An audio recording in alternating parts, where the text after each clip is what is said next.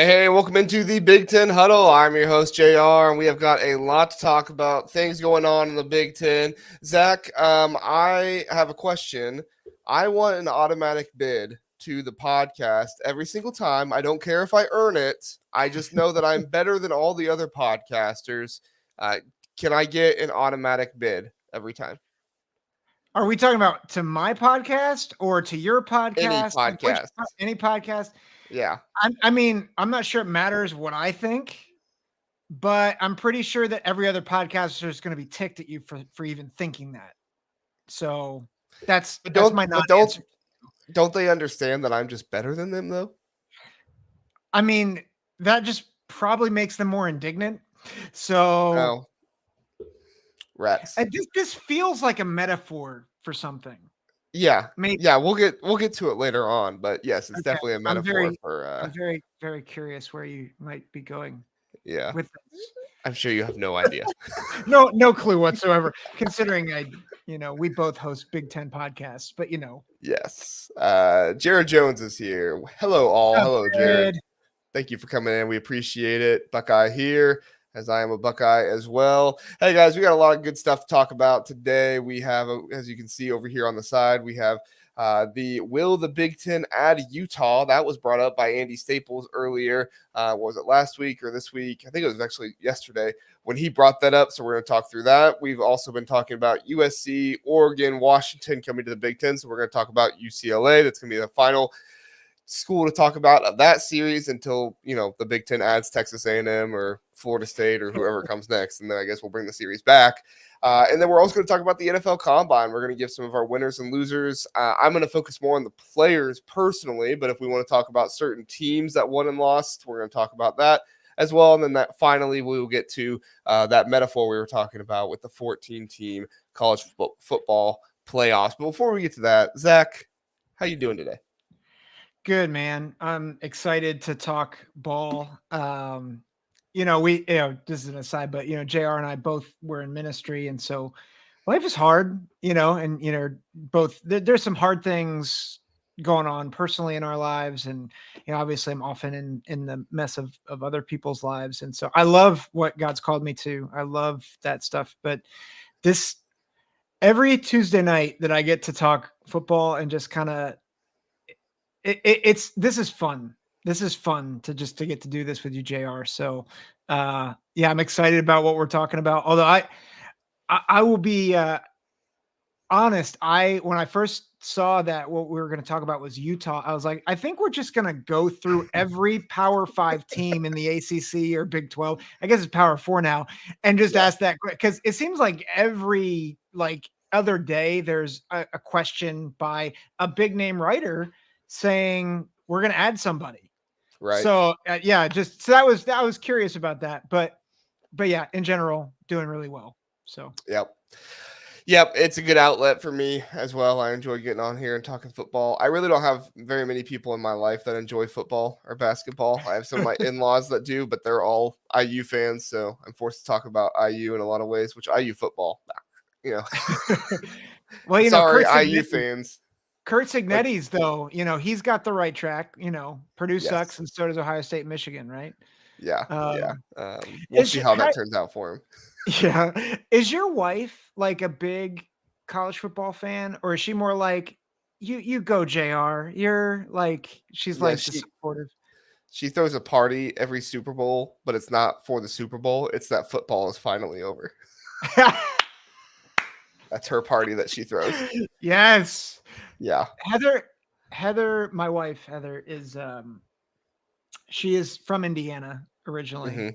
And she also she doesn't throw a party that it's over. She likes the community around football, but I she'll wear an Ohio State jersey on my behalf, and then very quickly she'll discard it. But the one thing I will say, and there's many reasons why I love my wife, but one of the reasons why, anytime she has a little extra time, she will make homemade Buckeyes for game day. And I'm like, I don't care if you root for unless if it's the team up north, but I don't care if you root for anybody else. You just made me amazing treats, and they are so much better than the store-bought ones. Well, that's like the secondary part of football that we love, right? Is the treat. Food. Yeah, food, fun, fellowship, right? Football. There you go. Give me some treats. All the Fs. Yeah. All the Fs. That could go really bad really quickly. I'm sorry. Save us, JR. we'll need to get her to make us some treats for our next podcast. How about that? We'll get that. So, and then we'll just be talking with our mouth full. All right, enough of that back and forth. Let's get to our first subject here. We have, will the Big Ten add Utah? So I don't know if you saw it, Zach, but Andy Staples went on his show on Monday and was talking about some different pod situations with the Big Ten, and some of the teams kind of felt like filler. However, he did reference some other teams, and he kind of took a moment to talk about Utah and how they are, in his mind, a viable piece that could be added to the Big Ten. I've always thought of Utah, but then once they took the 4 Pac-12 teams and Utah got added to the Big 12, it's kind of like, well, maybe they would, but it must be over from there. Well, I don't know. Maybe Andy Staples knows something that we do not. If I had to ask you the question, Zach, will the Big Ten add Utah? What are your thoughts? They're not choice A, and I don't know if they're choice B, C, or D either. In terms of market, you had Salt Lake City.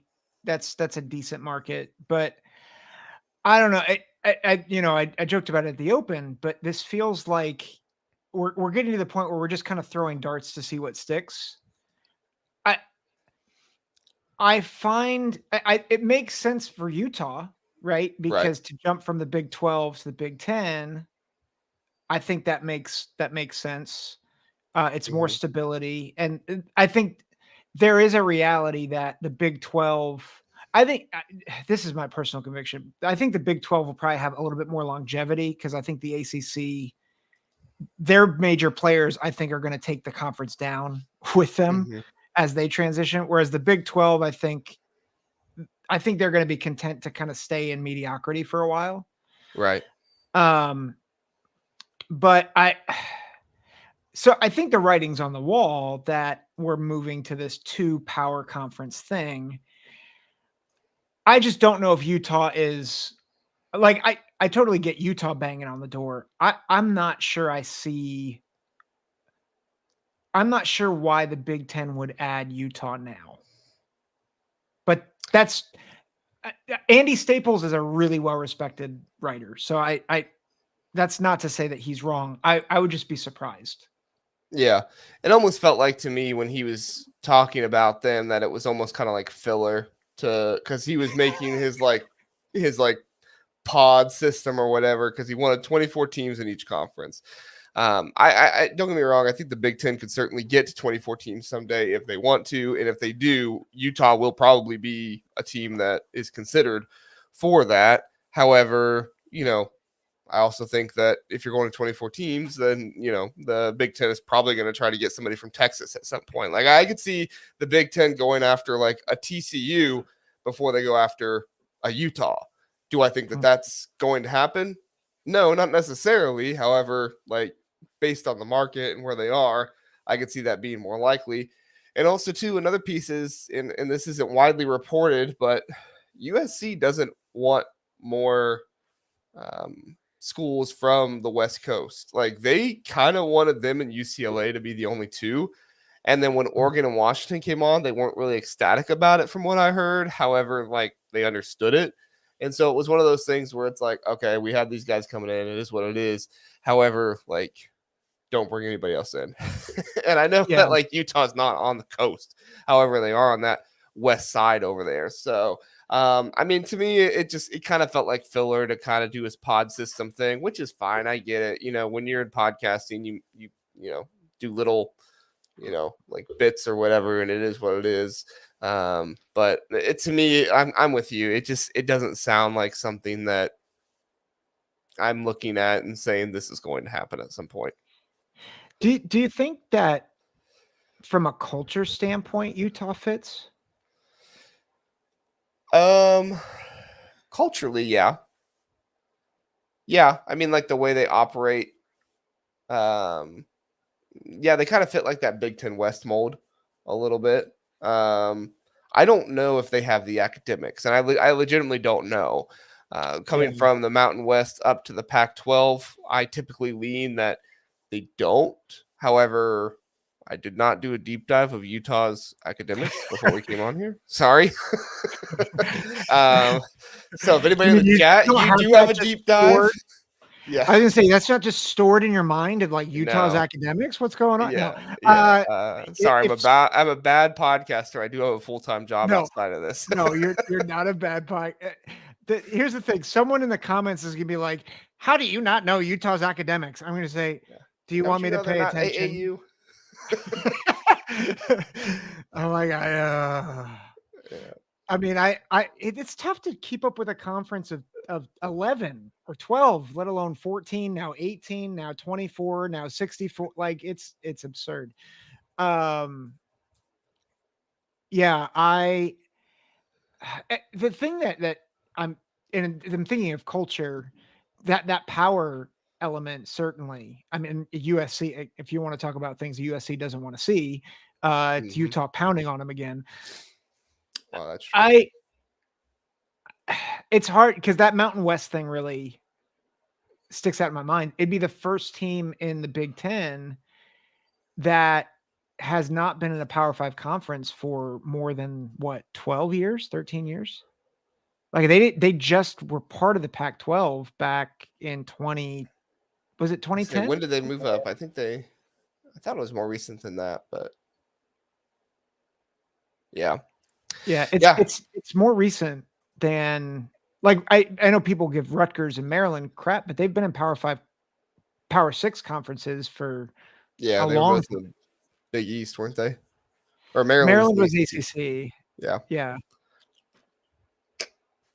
Yeah. So, I mean, I guess my other question, the direction I want to go with this is like, do you feel like, from like not just like schools for expansion, but also just like players, coaches, that kind of stuff. Do you feel like the Big 12 and the ACC, if they do stick around, which I think they will, probably just with different teams eventually, like you said, most likely the ACC will probably lose their top tier teams than the Big 12 will.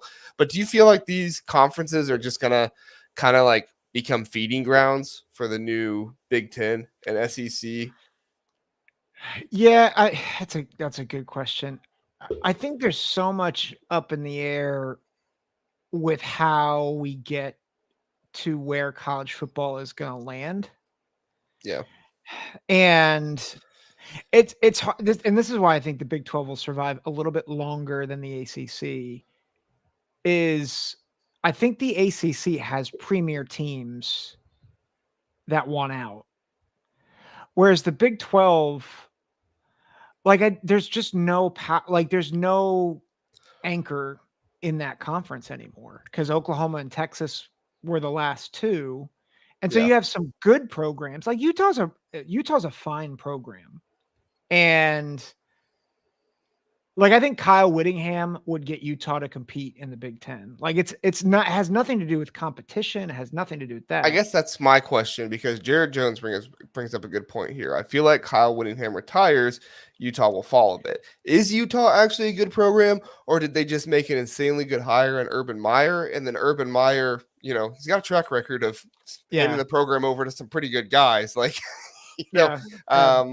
or did Urban Meyer just find the right guy to fill in and Kyle Whittingham, and they're able to move on? I'm not saying either way. I don't know. I'm asking genuinely your opinion. Yeah, and that's a great question, because I think Utah has had a great run of coaches. But I think, outside of the top 10 top tier programs, I think that's the case with anybody, right? Like Michigan State might be a really good example. Michigan State was great under D'Antonio, but they've been pretty mid over the past 30 years. They had Saban, and they had one really good year under Saban, and then D'Antonio had a great run, and then like we won't talk about the John L. Smith years. That was entertaining, at least. Could have been better. Yeah, it could have been better. But yeah, it's weird because, like we're going to talk about UCLA later in the show. It's like, well, is UCLA a good, like, are they a good program? Like I think they're going to be a bottom tier spoiler alert. Yeah. Spoiler. But No. yeah. And so I think that's part of the problem is, and it's a great question that Jared asks, but I think Utah has shown that they can compete at a pretty high level with the right guy. And I think you can say that about a lot of programs at a lot of places. Yeah. Yeah, and I think it's like, can you attract the right guy? And I agree with Jared. Like, I don't know if they can attract the right guy. I feel like Utah is one of those programs where they have to like lean upon, we were a good program, we had a good guy in place, and this good guy was able to, bring in another good guy. I know I'm saying good guy a lot, but like he was able to bring in another one who got the culture of this program. Because let's face it, like Utah, like it's good. There is some good high school football in there, but it's largely a very religious state of Mormonism. And there is another school in Utah, Jackson's bringing it up, with their rivalry, that can get a lot of that good talent. And unfortunately, if you don't have the talent, you're not going to be able to compete in the Big Ten typically. I mean, even Michigan this past year, like they still had top 20 talent.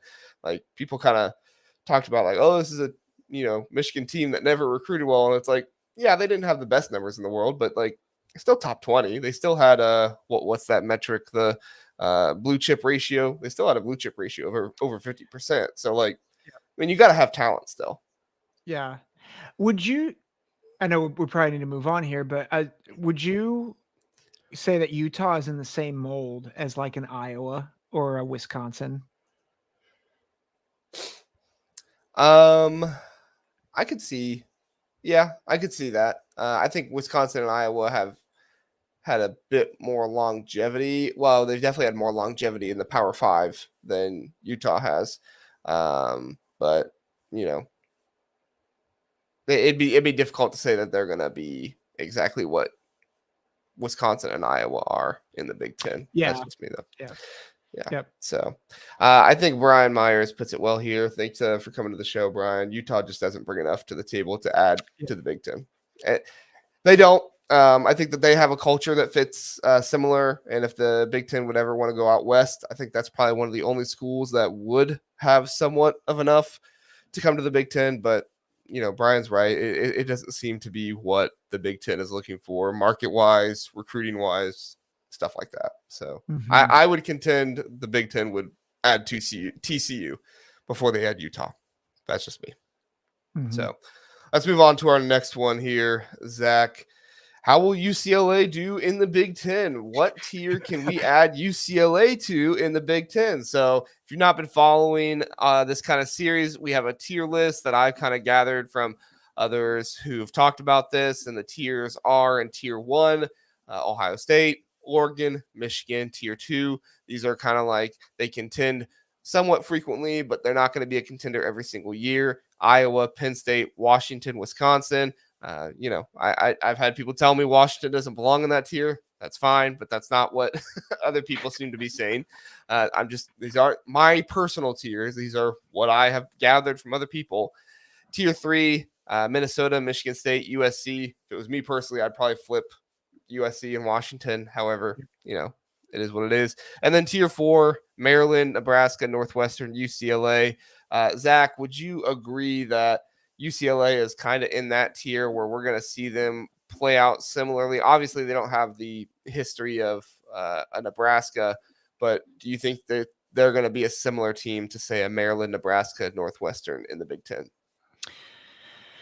Yeah, I mean, I think historically, I'd put them in between that tier 4, tier 3. They've got a tough road to hoe, though, in this first season. And I'll just start with the obvious, like they lost their coach. Right. Their recruiting has not been great. They lost a ton of transfers. And while I think Deshaun Foster is, he was a running backs coach that was elevated to the head coach, but they've kept their coaching staff largely intact. Eric Bieniemy comes over to be the offensive coordinator, which I think is a home run hire. Right. But here's the big issue for me for next year. If you look at their schedule in 2023, they played 4 Power 5 teams with a winning record and lost to 3 of them. Ooh. They play 7 Power 4, Power 5, whatever, however you want to classify them, Power 5 teams that finish with the winning record, and 2 more teams, and maybe even 3 that I would argue are on the upswing. So like if you look at the schedule, this is their schedule. And this is, I feel like we keep saying this about the Pac-12 schools coming over, but this is the schedule. At Hawaii, then they're off. Indiana at home. Like that should be a win, but like I think Kurt Signetti might have those boys ready to play. Yeah. At LSU, which I don't understand. Like LSU plays both UCLA and USC. I don't know why, but they play at LSU. Yeah. Then the next week they play Oregon. And then the next week they play at Penn State. So that's 3 potentially top 10 teams, 2 of them away on the East Coast. Like that's just disaster. Yeah. They did not set themselves well. Like they did not set themselves up well coming into the Big Ten with all that going on. Yeah. And that's just the first 5 games. Yeah. Minnesota at Rutgers, like Minnesota, I think we both think they'll be a little bit better next year. They at Rutgers, which I think they're continuing to grow as a program. Like that's not a gimme. Like I think Rutgers, especially at Rutgers, that's potentially a loss. At Nebraska, again, not a winning record, but they're, I think they're going to be a lot better in year 2 under Matt Rule. Iowa, they're tough. At Washington, which that's a tough place to play. USC and then Fresno State. Find me like 5 wins for UCLA. I think their over under this year is 5.5. That's too high. Yeah. I take the under. Yeah. Yeah. And I think like Chip Kelly, kind of saw the writing on the wall here, right? Like he knew what was coming up and he knew that the fans weren't exactly happy with him. I was watching videos today of Chip Kelly giving his press conference to Ohio State, and like I've seen more UCLA fans in the comments on YouTube there than I've ever seen on Twitter. Oh no. They were just, there wasn't even a ton of them, but they were like, get ready to have a terrible coach, Ohio State, and get ready for they have no love loss over Chip Kelly over there. So, and I think Chip Kelly is probably glad that he moved on because he saw that schedule and was like, yep, I'm probably getting fired next year because I'm going to be, 3-9 or 2-10 or something like that. So definitely not an easy situation for them. Brian likes our comp for Maryland. He says Maryland is a good comp for UCLA. They can be good enough to be a spoiler, but not seriously contend for a title. I agree. What do you think, Zach? I think to that, so I didn't know this until I looked into Bieniemy. He was UCLA's recruiting coordinator in 2005. Yeah. Which, that was, ages ago, and recruiting has advanced so much with NIL and whatnot. But it was a sneaky good hire from a recruiting standpoint. One is because he knows that that's part of the job, but 2, he can go into any recruit's home and say, I coached Patrick Mahomes and won a couple Super Bowls. But I think that's the key. Chip Kelly didn't want to recruit. Like, let's just call a spade a spade. Yeah. Like, he didn't. He wants to coach. He doesn't want to recruit. And if you're going to be successful at UCLA, you've got to be able to recruit. And so that's why next year is going to be a disaster, I think. But I agree with Brian and you, JR. I think that comp, Maryland, and maybe even I think we've seen UCLA do some things where they've knocked off SEC teams and done well. I don't think consistent Big Ten player is in the cards. No, I agree. I think a tier where they're around Maryland fits.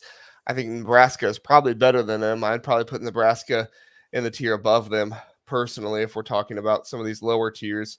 But then Northwestern, they're not going to be on the level Northwestern is, where Northwestern can literally go from like winning the Big Ten West to the next year, having one win on the season. I don't think they're going to be there. However, they're probably going to be middle of the pack. So I guess if you're talking about like average wins in 2 years, yes, I suppose they would be a good comp for Northwestern. But no, I agree.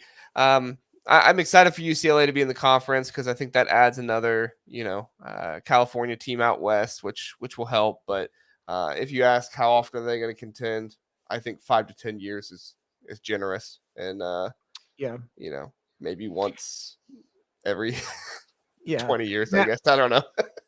If we're talking about best uniforms, though, like those powder blues are those shiny helmets. Oh, I wish Ohio State and Michigan would do the same thing that USC and UCLA does and play home and home jerseys. Yep. Oh, it's so beautiful. People vie for that every year, and every year I'm like, you are so right. I would love to see that. Yeah. All right, let's move on to our next one here. Zach, I think this is going to be a pretty big conversation. The NFL Combine winners and losers. So we can go kind of whatever direction you want to go here, Zach, and people go ahead and let us know in the chat and in the comments what you think as well. We would love to hear from you on who you thought were good and impressive in the NFL Combine this weekend. I have some names. I mainly focused on the players. I didn't focus on the teams as much just because I didn't see like a ton of players from one team excel. I had many thoughts on Penn State players, but I had just as many winners as I did losers for Penn State. So it's like, I don't think I can call Penn State a winner. I don't think I can call them a loser either. But I'll let you go first, Zach. Give me let's just go back and forth. Give me one of your winners really fast. Yeah, I mean, the biggest one that stood out to me, Chop Robinson running a 4.48 in the 40. Yeah. As a D end. I looked that up. That's the 5th best among defensive linemen who weigh 250 pounds or more since 2003.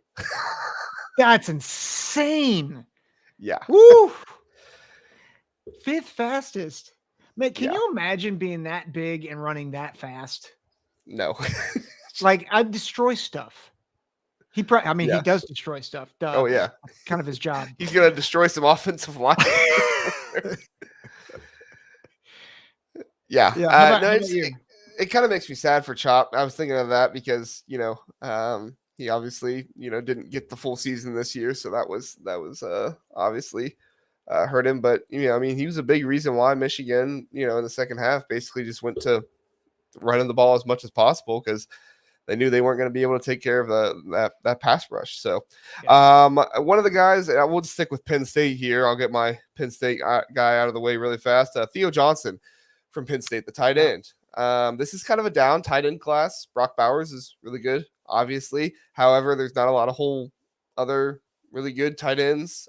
Cade Stover did okay, but I don't think he really flashed all that much. And Brevin Spanford, I actually have him on my losers list, so get to him later if we want. But I think Theo Johnson, he's a physical specimen, man. He has some really good measurables, and on top of his good measurables, like he tested really well with his times. I think like going into the combine, he was kind of looked at as like a day 3 kind of guy, maybe early day 3, but I think he might have played himself into day 2 here. The guy had a 4.57 40 time as a tight end. He's he's 6'6". His weight, like he's kind of underweight, but not really. Like he's 259.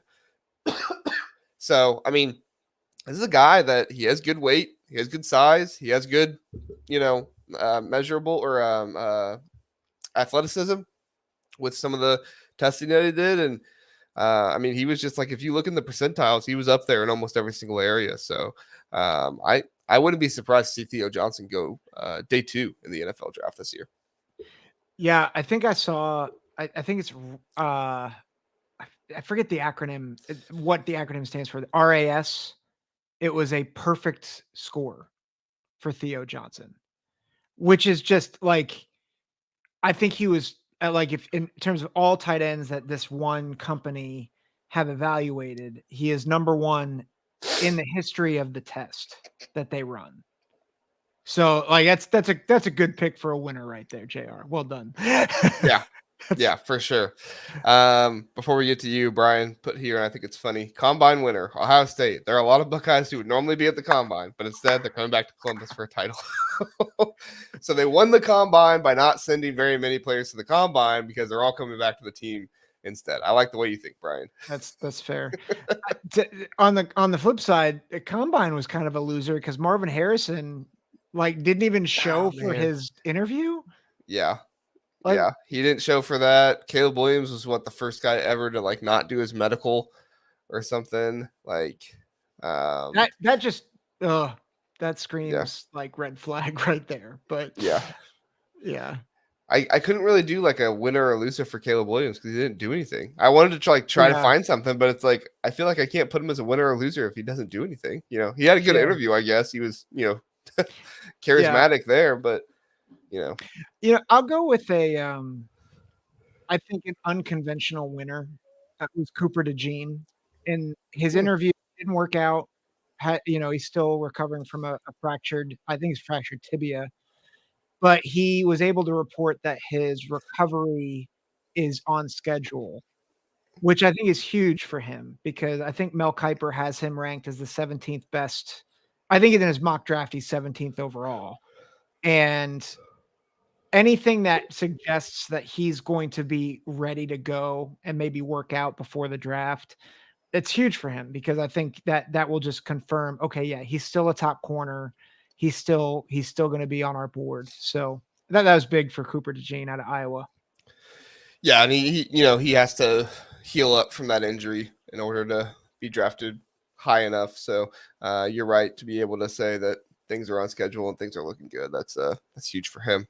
Another winner I had, and this was a guy that I was vying for at the beginning of the season. I think he's a really, really good player, and I'm glad he did well at the combine. But Max Melton, the cornerback from Rutgers, his brother plays for Green Bay, I think. Bo Melton, I think. Bo Melton. Yeah, I think he plays for Green Bay still. But anyway, he did a phenomenal job on the 40. Great broad jump, great vertical jump. I mean, all these testing numbers, and he needed that too because he's kind of undersized in his weight. He needs to put on a little bit more weight, and he's only 5'11", so he's not the tallest guy either.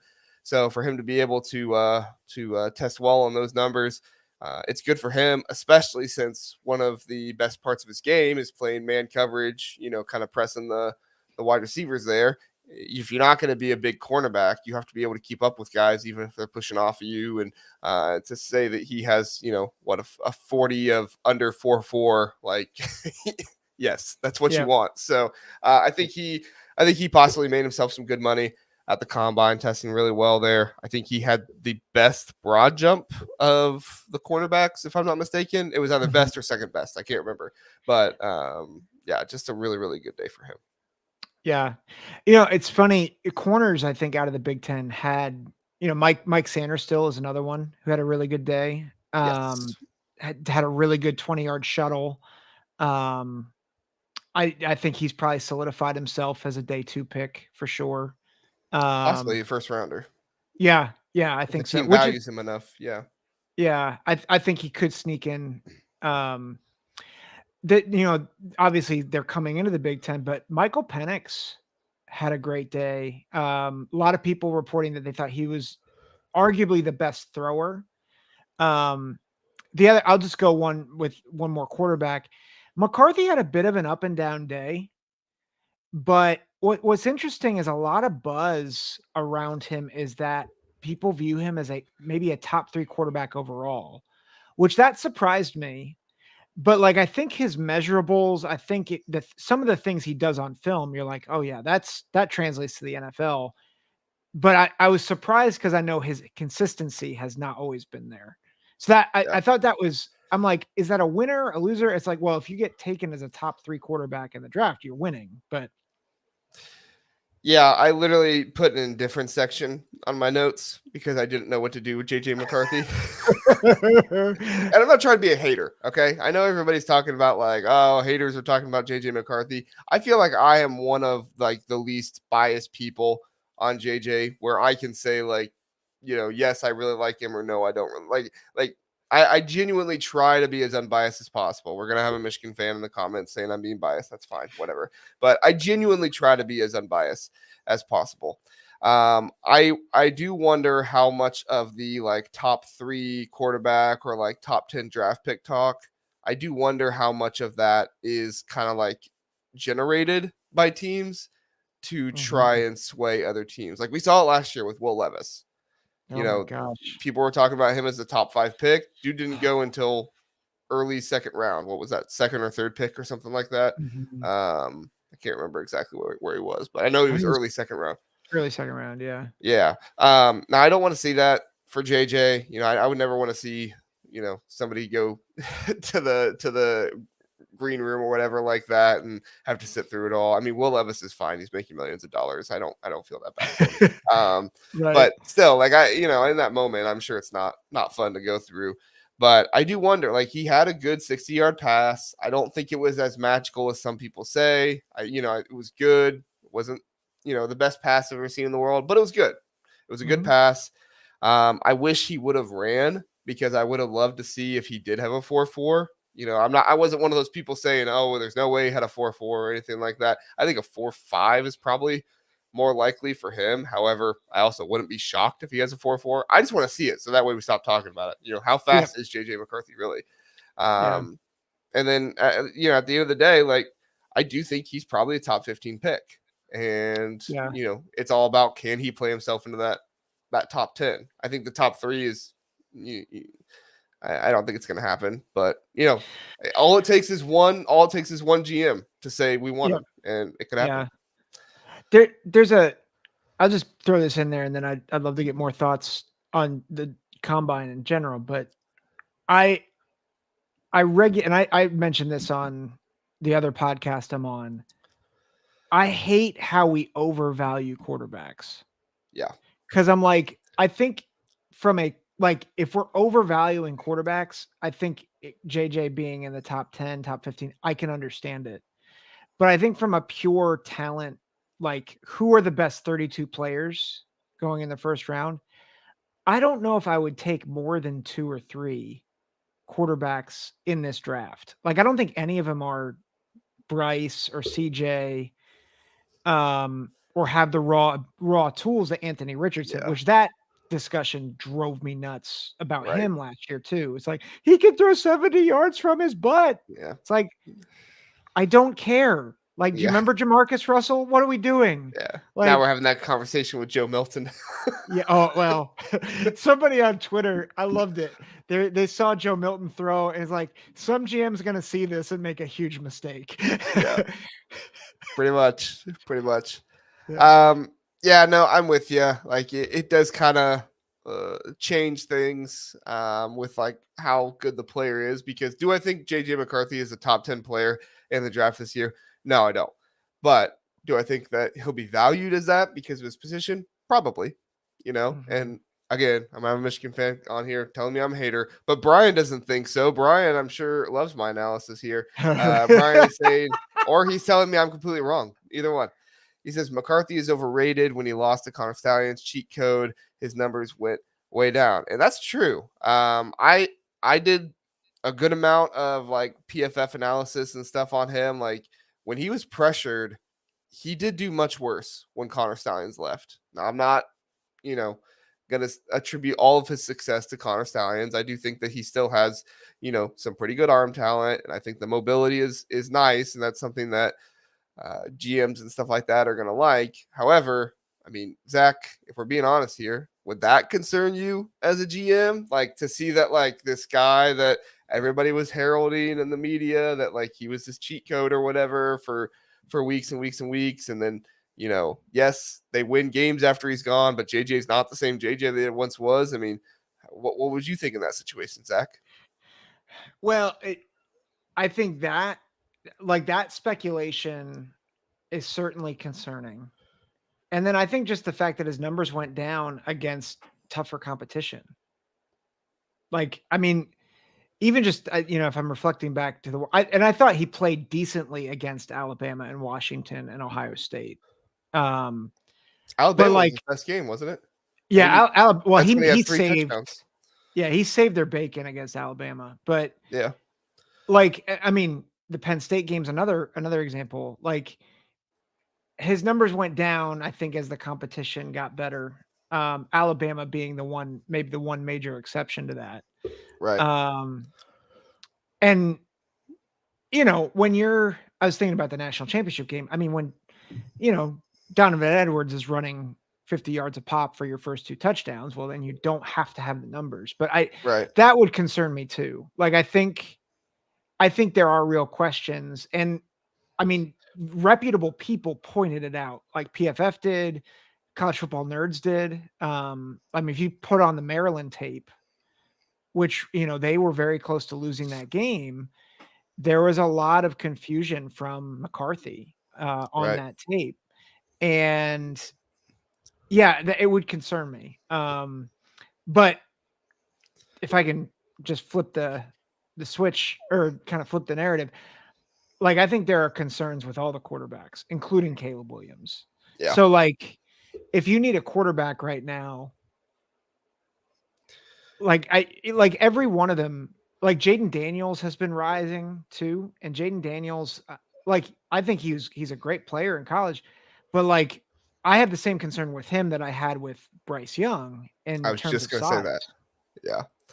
Yeah, I was just gonna say he kind of gives me Bryce Young vibes a little bit, where with the size. I mean, if I have to choose which quarterback would I take first in the draft, it'd be Drake May. I mean, that is who I truly believe is probably the best pro-ready quarterback because of the system that he played in, the talent he had around him, and he wasn't aided by some outstanding offensive scheme, which I get it is not something we can say every single time, because look at CJ Stroud. He was aided by a really good offensive scheme and really good wide receivers, but he's still doing really well in the NFL. So it's like, how much does that really matter? But I just watched Drake May play, and Drake May looks the most like an NFL quarterback to me by the way he plays and what he does. Yeah. So, all right, let's talk some losers. We got into a quarterback discussion I didn't plan for us to get into, but that's okay. That's kind of what always happens. That's okay. I wanted to. Yeah. We just had to talk JJ McCarthy. No, I'm glad we did talk about him though. All right, so losers. Why don't I go first on this one, since you went first on the last one? I'll get the obvious one out of the way. I think this is the one that I saw people talking about the most, and it's Troy Franklin, the wide receiver from Oregon. He just didn't test well, he did test well, but if you actually watch the combine, he was a little streaky, a little inconsistent, kind of just wasn't super refined in his routes and some of the stuff like that. You could tell he wasn't really on it. I don't know if that's because maybe he didn't have the best attitude that day or what was going on. I'm not trying to turn this into a character thing, but it seemed like there was something mentally there that he just wasn't the same player he was. And obviously, like, he's really skinny too. That's another concern that I know they were talking about. And he didn't run the fastest time that he could have ran. I felt like he ran a good time. But Xavier Worthy also ran a 4.21. So it's like, like, if you're going to be a small wide receiver, you'd rather be Xavier Worthy's time than, the time he got. So, but that seemed to be the one that I saw the most chatter about. Who would be one of your losers? Yeah, I hate to be this guy. I think Tommy Eichenberg. Yeah. His measurables are pretty average. He didn't run the 40. And like, I just wouldn't be surprised. I think a lot of people, because of his accolades and his reputation, probably thought he was a day 2 pick. And I think for those of us Ohio State fans who have been maybe more sober minded, I think we're like, great guy, great leader, but like average athleticism. And I don't think the combine did anything to help him. I would not be surprised if he becomes a late round pick at this point. Yeah. He was on my list as well. I saw a lot of Ohio State fans talking about him, but I didn't see many other people talking about him. But yeah, I think you're right. He was a loser, unfortunately for Ohio State fans. Another one is Brevin Spanford, the Minnesota tight end. He has similar size to Theo Johnson with worse numbers. So it's one of those situations where I feel like the GMs and the scouts in the NFL are going to look at Theo Johnson and say, "Ooh, look what I could do with this guy." They're not looking at Theo Johnson, or they're not looking at Brevin Spanford that way because he doesn't have the same numbers. His vertical 40 and broad jump, they were all a bit underwhelming. And I mean, I think it would have been okay if he had a good 2023 campaign. However, he kind of dropped off this year. So bad testing numbers combined with his, underwhelming 2023 campaign. I think he, like last year, I was hearing like round 3, round 4 buzz for him. He's probably like round 7, round 6 now. Yeah. Well, and I think you made a good point. This is a weak tight end class, and you're certainly not taking him above Theo Johnson or Cade Stover or certainly not Brock Bowers. And you have to start thinking, okay, in terms of tight end, in terms of fit. Even I had one of the winners I didn't talk about. I think Tip Ryman out of Illinois. Like, he's a different style of tight end, and I thought he tested decently. Yeah. And he's more of an inline blocking tight end. So like that's going to be really tough for Spanford. For sure. Yeah, tough for him. I honestly, I would not be surprised if he goes behind like AJ Bonner, and definitely should go behind Eric All, especially with the Iowa stuff there. So, unfortunately, I don't even know if Brevin Spanford is a top 10 tight end anymore, and that's a little depressing to think about. That's crazy to think about. Like I'm sure, like, I remember talking about him at preseason and being like, he's one of the reasons why Minnesota could still compete in the West. And yeah, it's been rough. It's a bummer.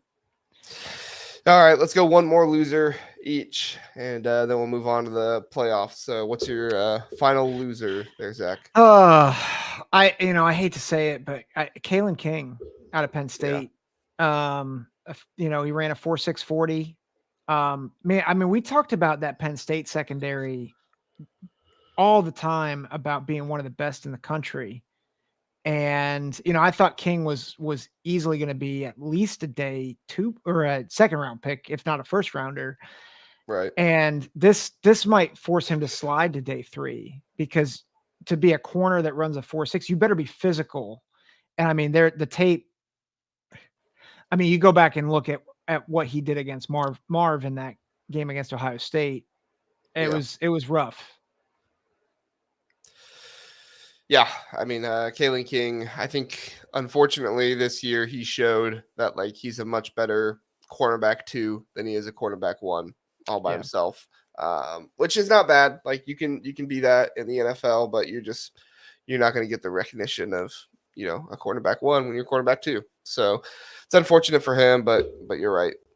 All right, so my final guy, I'll talk about him. I don't really like to talk about him because he's actually one of my favorite players in the Big Ten that's not in Ohio State.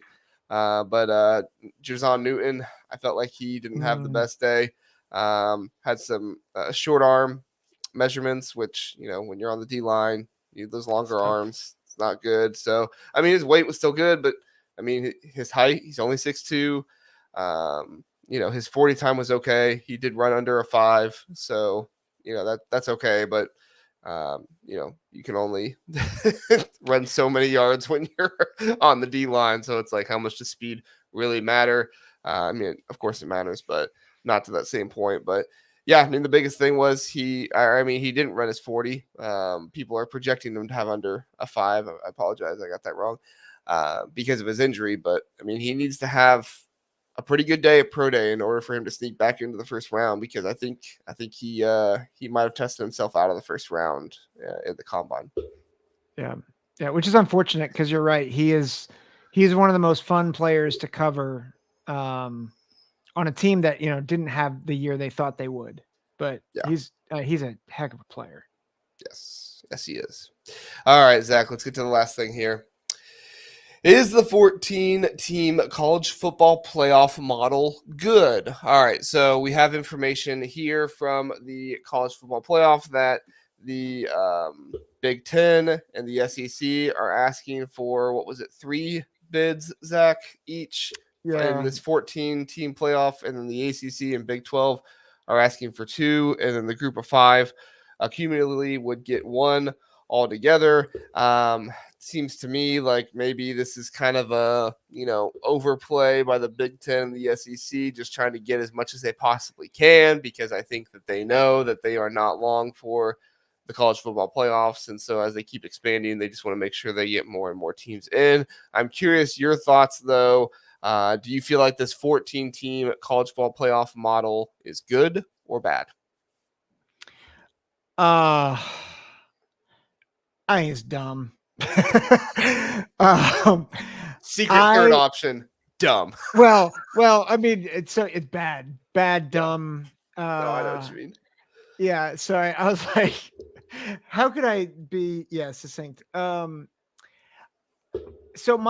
the thing I love about the 12-team model, and I wouldn't even say I like the model, it's more what I like that it guarantees is automatic bids for conference champions. And like, I feel like this model, what it's doing is it's saying, forget conference champions. We just want protected teams, period. Yeah. And like, I think if we go to a pod system with 2 conferences, I want pod champions to be in the playoff. I want it earned. This is not about earning it. Regardless if you say, well, if you're in the top 3, like, but I just don't think that's like, let's just go back to the 14 playoff then. Because, and like, so I just don't think, I get it. Josh Pate made a good point about this, that this is really just an opportunity for the Big Ten and the SEC to say, we tried.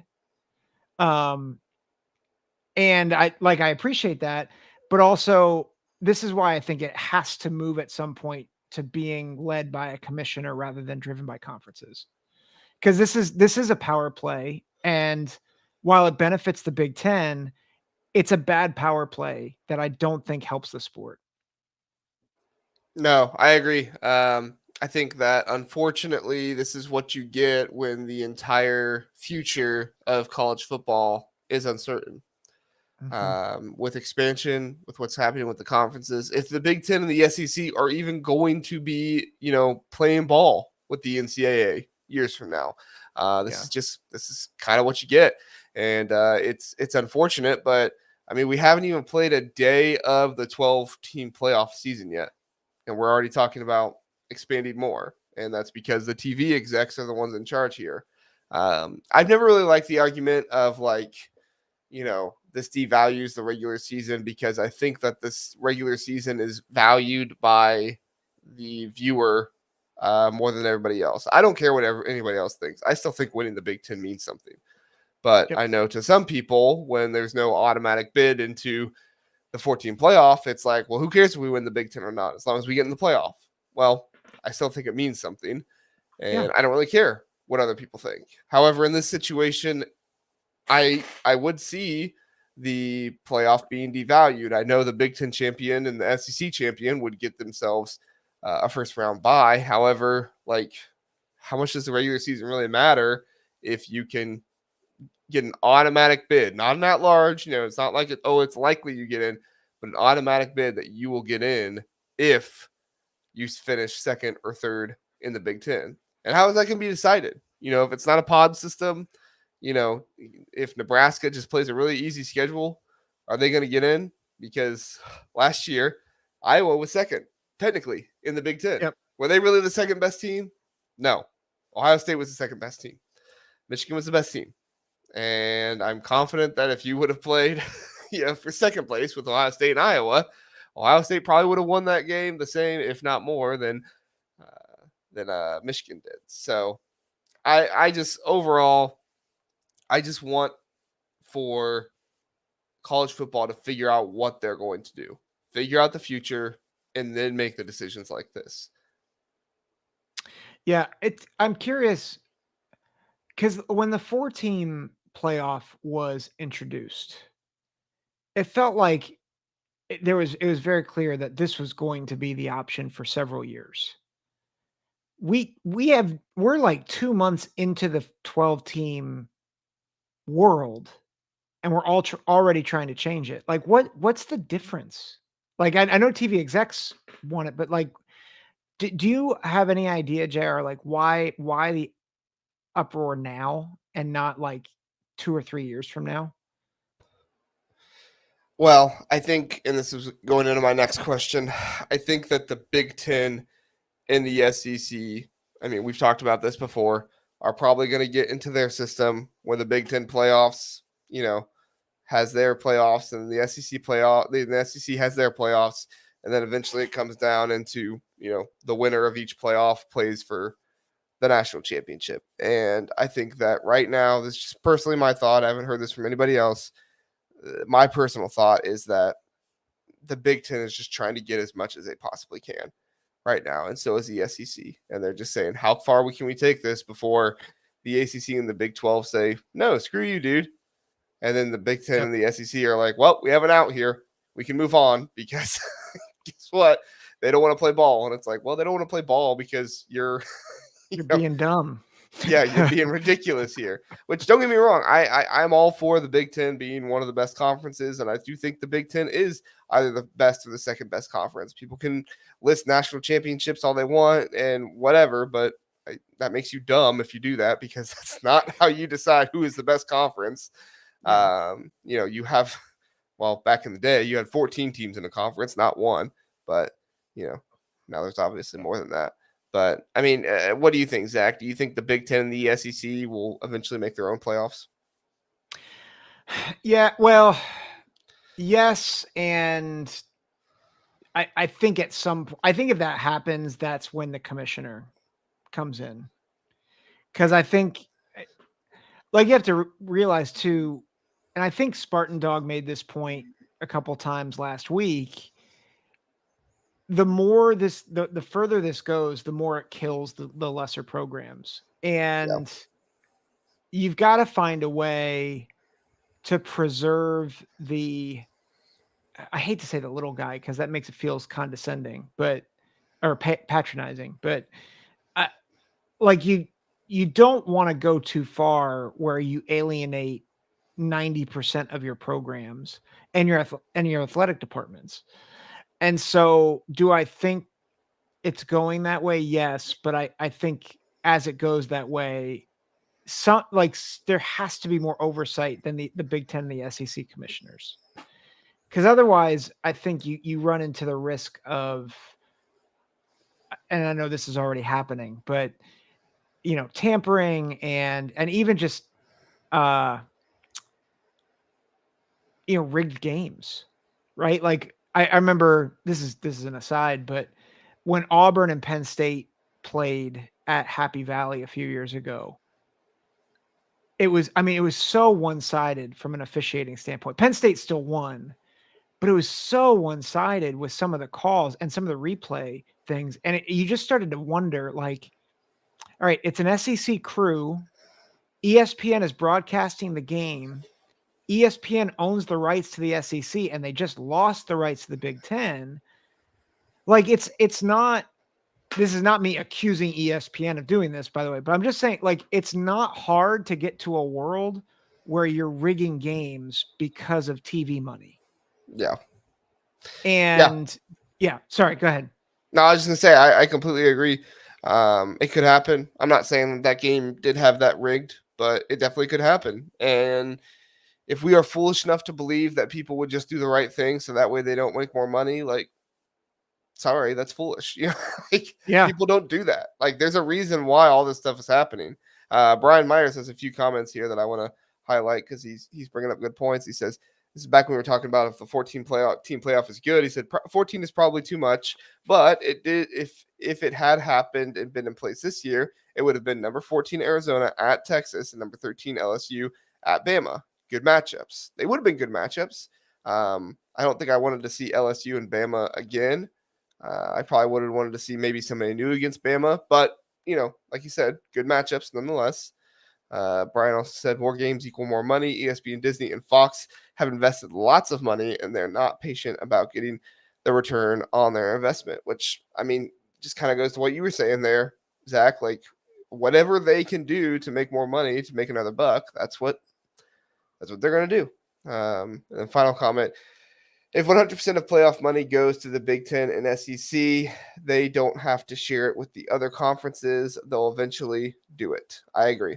That is what ESPN and Fox are eventually going to want to get to, is just all the money they possibly can for themselves. And I think it's probably sooner. I don't think it's like this year or next year, but I would not be surprised if 2026, we have a Big Ten and SEC playoff happening. Just those two. I legitimately would not be surprised if that happens. Yep. Well, and that's when all the teams are going to flock to the Big Two. Well, and what we're probably going to see some kind of FCS type of playoff system for everybody else. And I don't know if this is the worst thing in the world. I know people act like it'll be the end of college football forever. I don't know if it's the worst thing in the world to have a playoff system for the G5, ACC, and Big 12. Because, legitimately think about it. Would you rather have a playoff system that is, quote unquote, lesser, but still, you have your own playoff system that you can actually win, and you don't have to worry about, oh my gosh, we didn't get a top 20 recruiting class, but you can actually win. Because right now I don't see any ACC teams other than Florida State, who is gone here soon, and Clemson, if they find their way again, winning a national championship. And I don't see any Big 12 teams winning it. Yeah. I mean, there's a real big thing that we have to talk about at some point too, is how does that relate to the rest of college athletics? Because my guess is there's a sense to college basketball is certainly the second biggest revenue sport for sure. Right. But it's not anywhere near on the scale, I don't think. And I think you would have to maintain the current structure for that. But again, who rules that? The NCAA. But the NCAA can't figure out college football. So, you know what? Get rid of the NCAA. They want to expand the college basketball tournament. I can't stand that. I don't want 100 some teams. Keep it at, what is it now? 72. Keep it at 72. Listen, we're going to say it and maybe this is me pushing this narrative, but I'm going to say it again. And I think we should need to make t-shirts, Big Ten Huddle t-shirts that say this. The NCAA is stupid. Brought to you by the Big Ten Huddle. We'll self-report ourselves. Yeah. We are self-reporting that we made t-shirts calling the NCAA stupid. Oh man. Sorry. All right. I feel like that's what I bring to this show. It's just saying the NCAA is dumb, and see, no, that's a tangent we shouldn't go down. I'm sorry. You're good. We've hit just over an hour. So 2-man episode tonight with me and Zach. Who knows? You might see more of these. I have a sign-up sheet up right now for people to sign up on, but it's like pulling hairs trying to get people to do football right now, which I don't get. I love football, even if it's the whatever off season and stuff like that. So as far as I'm concerned, if you're Josh Pate, there's no off season. It's all Pate season for him. So, but who knows? You might see more episodes like this with just me and Zach. Kent might come on. He was talking about maybe coming on some football episodes after basketball season's over, stuff like that. So we'll have fun with that. But thank you everybody for watching tonight. Zach, why don't you tell people where they can find Big Ten Football Talk? Yeah, Big Ten Football Talk. We're right now just posting Monday mornings on Spotify, Apple, Google, YouTube. So follow us there, subscribe, and of course, keep listening to the Big Ten Huddle. Very good. Yep, we'll have an episode tomorrow night where we talk about the Purdue and Illinois game from tonight, which was a lot of fun to watch if there's any basketball fans out there. And, we'll talk about that. And then we're also going to get to some bracketology. So if you want your team talked about, come to the chat and be mentioning your team. We're going to open it up, and kind of whatever fan bases are in the chat the most are the teams that we'll talk about. So it's kind of like by popular demand is who we'll go with. So Brian tells us good show. Go Bucks. Thank you, Brian. Thanks, Brian. Appreciate it. Good listening on your part. And genuinely thank you for your chat comments, and appreciate those, and appreciate getting your perspective. So thank you, everybody. Have a good night. See you next time.